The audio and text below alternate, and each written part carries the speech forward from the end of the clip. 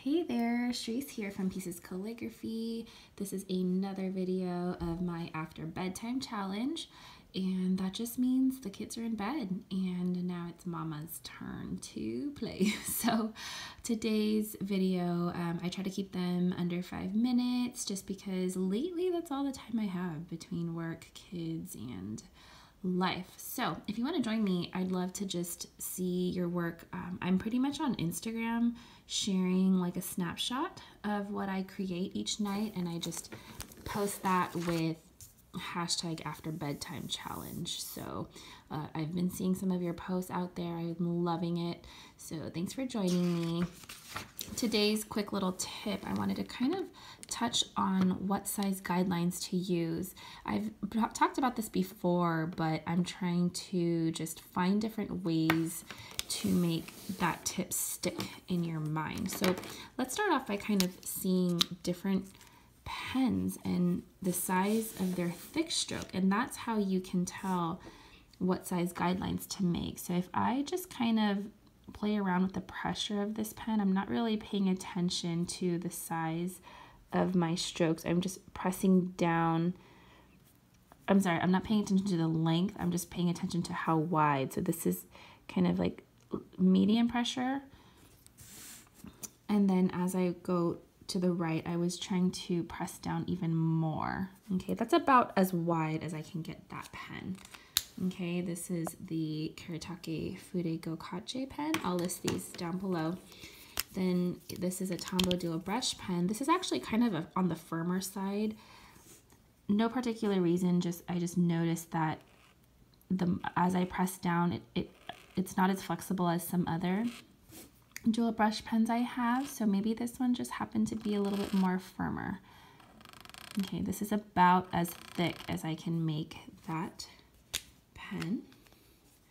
And then this is a koi coloring brush, which I've had for a while, so it's gotten pretty flexible. So here's a little bit of pressure. It's already pretty thick. And as I press down even more on its side, that stroke can get really thick. Okay, so naturally, as I used that smaller pen, it doesn't really get that wide. So my recommendation for a stroke that is not that wide is to stick between, at the very minimum, 5 millimeters, which is this space on your Rhodia notepad, or at the most 10 millimeters. And I'm talking about your X height. Okay, we'll talk more about actual guidelines, but just know that your X height should be between these two sizes. Sometimes I've done 7, 6, 8, somewhere in between. Okay, so this is what I'm talking about. This would be your X height. Okay, and then pens like these actually kind of turned out to be the same size. I would use about at least 10 is like kind of too tiny. I would even bring that out to 15 millimeters as your X height, or even bigger. I know it seems crazy to do almost 20 millimeters, but these pens are big. I mean, just making like an O alone. And if you want to see that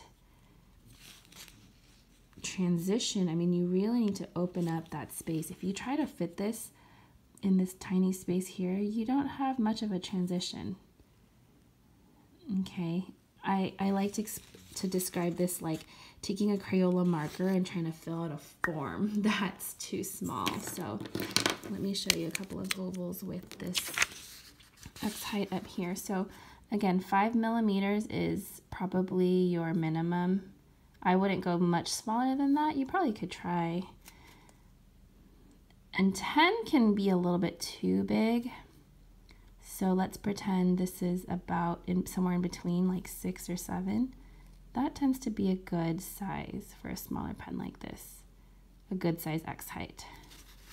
Okay, so my tip is just to try out a couple of strokes, keep adding pressure as you go across the board, and then notice if it's on the smaller side. Like this pen literally cannot get this thick. So I would categorize that as a smaller pen. And then a pen this large, I mean, even just the slightest bit of pressure, see this guy here? That's already thicker than this small pen here. So the takeaway here is just to do an experimentation with the thick stroke and then use that as the basis for your X height. So we'll talk more about that. Leave me a comment down below if this interests you. I know this gets kind of technical and it's like, might not be that interesting to you, but I love this kind of stuff, just breaking down exactly what it is we're doing so that our letters and our words make sense later on and we're not just kind of hoping that whatever we put together looks good.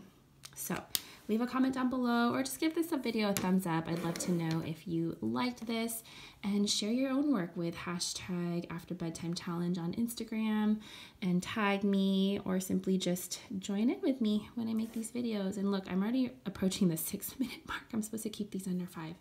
So that's all for today, guys. I will see you next time. Thanks for watching.